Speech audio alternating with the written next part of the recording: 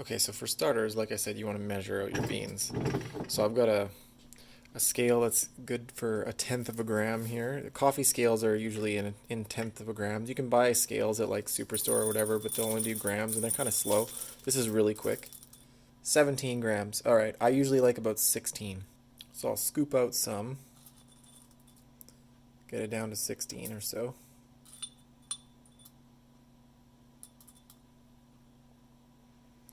Close enough. Okay, this part's probably going to seem a little weird, but I have a spray bottle here, and I'm going to spritz a little bit of water into the beans and stir it around. That just prevents static in the grinder, and static causes grounds to clump up in the grinder, and they also will stick to the side of the grinder, which you don't really want. So now I'm going to put the beans into the grinder. This is the approximate size I like for the grinds with this coffee. This is the other thing, is that coffee will change. The grind size will have to be adjusted like every time you make espresso. So for this particular coffee, which like I said is Cafe Dante by Colosimo, I like about a 6 on the Baratza. So I'm not going to subject you to the insanely loud noise this makes, but I'll flick on the switch and they'll grind into this bucket. And then once that's done, then I'll show you what I do with the portafilter. This is the machine, by the way. This is the, I got the Bambino Plus in black, but this is it right here. But I'll grind that and then I'll come back and show you what I'm going to do with the portafilter. Okay, so most espresso machines will come with a dual and single basket. This is a single and this is a double, and I never ever fuck with single. I mostly use this for cleaning purposes, so I just toss that in a drawer. This goes up to 19 grams, but I've put in 18 grams before, and it's not just approaching the top. So I like to go with 16 because it gives it a little bit more wiggle room. But anyway, so yeah, now that my beans are ground, I also 3D printed a little funnel, so I'll put my little funnel on top of the portafilter, and I'm going to tear out my scale so that I'm at 0 and just make sure that I'm getting 16. So there's my grounds, and I'm tossing those in there. And these are pretty fine. Like a lot of the stuff that you're going to get pre-ground is going to be not as fine. Sometimes they make them kind of fine, but not like this. This is like sugar almost. And I'm at 16.1, so that's perfect. Another thing I do, and you don't have to do this if you don't want, another thing I do is I have a little twist tie here. You can buy specific whisks, but I don't know why you would do that. They're kind of expensive. But I have a twist tie here, and I just stir this around just to make sure that it's not clumped up or anything. Like I said, the water helps with that when you spray the beans, but I like to stir it up and make sure that the grounds are all fluffy, and that kind of helps prepare the puck for what I'm about to do. And I'll give it a little tap. Normally I would have my other hand on this so that the funnel doesn't fall off, but I'll give it a little tap just so it settles in there a bit. I take the funnel off, and I'll just bring that away from the edges a little. See, I'm losing a little coffee, which is also why it's nice to have slightly extra when I'm doing this, because I will end up losing it. So tap it again, just so it spreads out a little, and I'll do that. The water will find the path of least resistance, and sometimes it creates a channel in the puck. So you want it to ideally go through the whole puck all at once, or very close to all at once. So maybe instead of going through the whole puck at the same time, maybe there's like a little less coffee on this side, so it just shoots through there, and then you get under-extracted sour espresso. I've 3D printed a distributor, and you can buy these. They're like 25 or 30 bucks. You can adjust the height of this. I've adjusted it to a height that I like. But this just, you put this in there, this isn't in place of tamping, you still need to tamp it. But this just makes sure that the espresso is distributed within the portafilter evenly so that you're not getting channeling. I'm going to just do this. The ones you can buy I think are a little better quality, well definitely a lot better quality than this. Like I said, I 3D printed this, but generally the videos that I've seen of people using these, despite the shape of these, is that the puck will end up fairly flat. And mine's got, as you can see, some ridges there, which is not ideal, but it works okay for me. And now tamping, and it's important to go straight down, so I sit it on top there, and then I'll usually just press with 2 fingers here, and then 2 fingers here, and then give it another once, twist it a little bit, press down pretty firmly, twist it, and I'll lift up just to make sure that I didn't miss anything.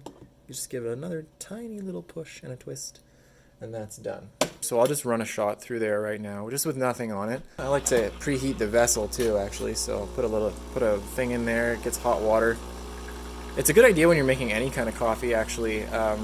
Just so the thing you're brewing into doesn't lose heat from the, like it'll leach heat from the coffee. So if you preheat the brewing vessel that you're putting it into, whether it's a cup or an espresso mug or whatever, that helps keep the liquid that's going in there warm. So that's preheated the machine, and the espresso cup is preheated too. So I'll just dump that in the old sink. And now comes the fun part. I've put my scale down here with a wooden thing on top just to protect from the heat and also drips.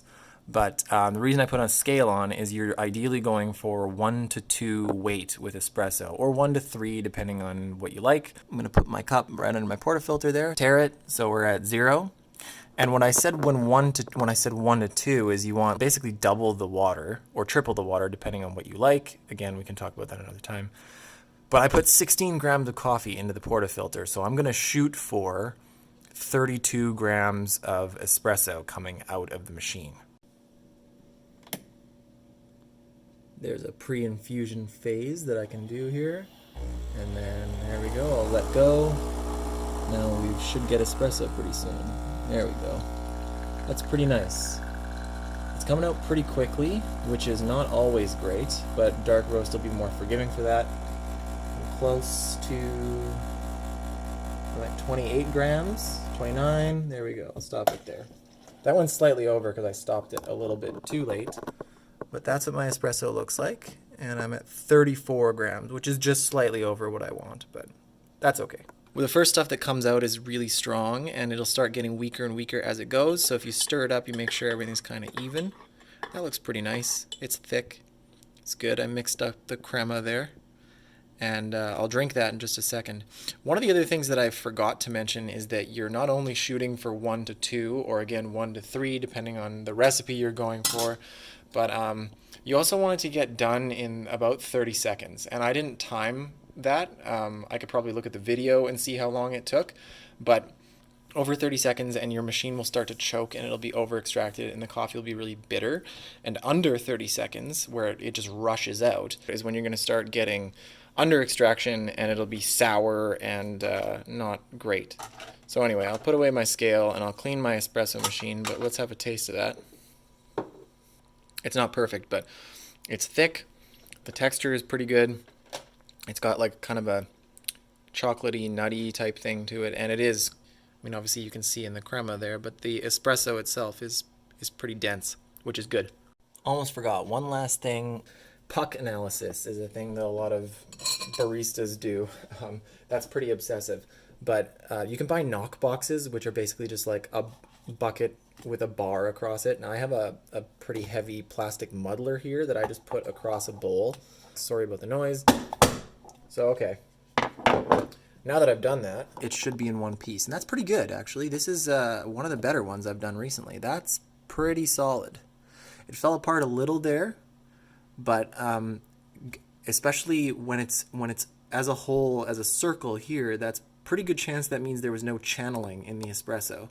So if it falls apart and goes into a whole bunch of little pieces, or if there's like big clumps of it, let's say like that kind of thing, if it went in half right as I knocked it out of there, that's a pretty good indication that water went through the middle and weakened the puck. So when it's done, if you knock out the puck and you see that it's solid, pretty good chance that you did a decent job of puck preparation and the water went through evenly, which is great. And one last thing. I always wipe the bottom of my group head, but there's still coffee on there, as you can see. So I'll run a little bit of water through there just to clean it up a bit. So I just run a shot through. I will use a cloth and wipe that just to make sure.